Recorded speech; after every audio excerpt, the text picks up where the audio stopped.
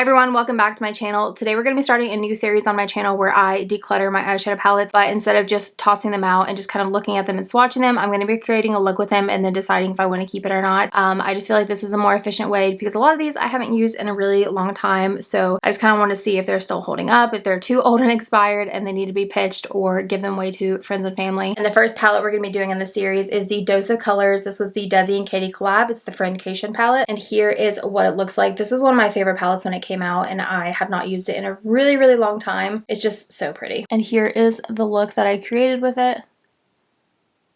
And now we're going to do some swatches. Here is the shade Basic, which is basically my skin tone. Next we have the shade Cheens, I guess. I don't really know how to pronounce that, but you can see it's a little bit of a richer dark brown. I will say this is a little bit on the dry side right now, but again, this palette is really old. Next we have Necessary, which is a beautiful transition color. And then we have Dirty Money. Honestly, I might keep this palette just for this exact shade. Next we have A Moment, and I swear every time I wear this blue, I get so many compliments. Next we have Try Me, which typically these are not my favorite sort of tones to wear. That's sort of like pinky gold. I did use it in the look today, but it's okay. Next we have Just a Kiss, which is a beautiful glitter topper. And then we have Girl Bye, which is a beautiful rosy toned matte. And we have Churro, which is one of the most perfect, like deep yellowy brown shades. I, again, might keep this palette just for this shade as well. This shade is Game Over. It looks beautiful in the swatch, but it is incredibly dried out in the pan. I had to really build it up. So I don't think that I'm going to be using it just because it was so hard to apply, but it's still a beautiful shade. So first thing I'm going to do is prime my eyes as usual. I'm going to switch it up a little bit by going in with the Soft Ochre Paint Pot by MAC, and I'm applying that with a Zoeva 142 brush.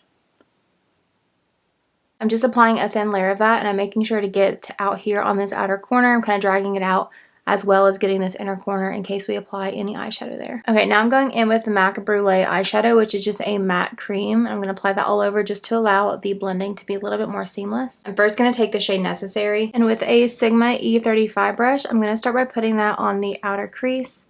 I'm first depositing the color out here, and then I'm going to start to bring it inwards. This is one of my favorite colors in this palette because it looks so boring, but it goes on and it builds up really nicely. So it's one of those shadows that you can do kind of like a one and done look with it, because the more you build it, the darker it gets. So I'm just blending that up into the crease.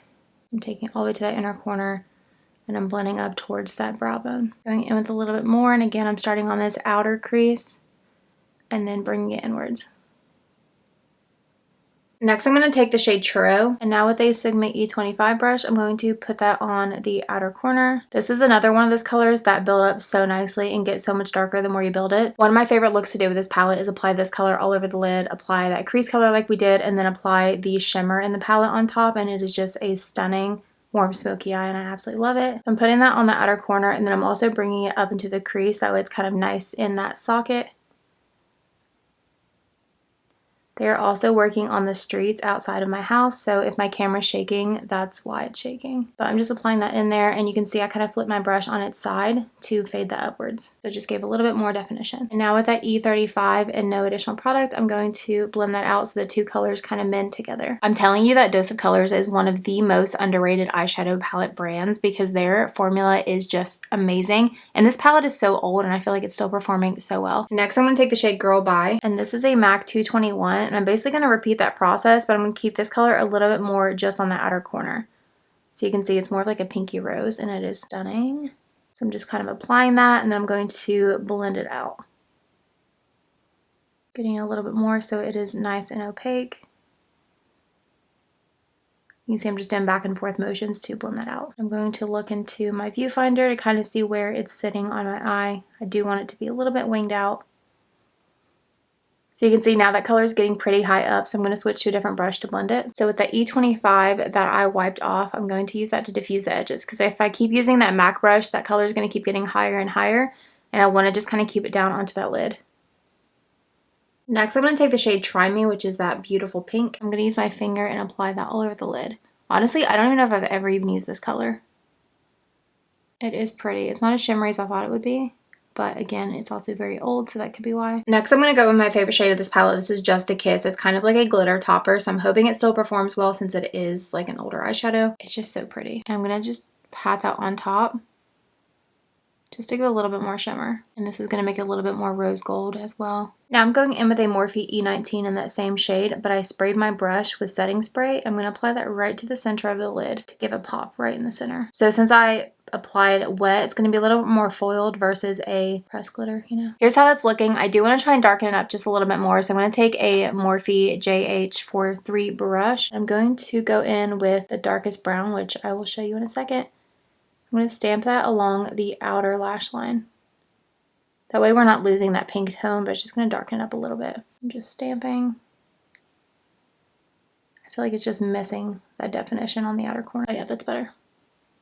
And that was this shade right here. Okay, so I'm going to hop off really quick and do mascara and lashes, and then we'll come back and do the lower lash line. So lashes are on, and here is what that's looking like. These ones are from Amazon. I will have them linked down below. Next, I'm going to take this Revlon eyeliner in the shade Queen of Hearts. I'm just going to apply that to my waterline. It's going to have that same sort of rosy tone as the eyeshadows. For the lower lash line, I'm going to repeat a lot of those steps. So with a different Sigma E25, I'm going to take that shade Necessary and buff it pretty far down on the lower lash line. And then with an E27, which is just a little bit smaller than an E25, I'm going to take that shade Churro and do the exact same thing. I'm just keeping it up a little bit higher, not as far down. Now with a Sigma E20 and Girl Bye, which was that more pinky rose shade, I'm going to take that about, I don't know, 3/4 of the way in. So I'm just doing little pressing motions to not fling that everywhere. And now with that darkest brown shade and that JH43 brush, I'm going to pat that along the outer third of that lower lash line, keeping this closest up to the actual lash line. Now I'm going to throw on some lower lash mascara. Okay, so I feel like I need something on the inner corner, but I feel like this palette doesn't really have anything. So I am going to take my face highlighter, and this is just Benefit Cookie. And I'm going to put that on the inner corner just to brighten things up. And here is that entire look completed. So I've decided to hang on to this palette a little bit longer. Obviously this is a very nostalgic palette for me as well, just because it was kind of peak of my makeup time when it launched. So I definitely want to hold on to it in that aspect. But as far as the actual product, the formulation still after all these years is so good. So I'm going to hang on to it just because I can create so many various looks with it as well. So yeah, if you want to see the next video in this series, make sure you are subscribed, and I will see you in my next one.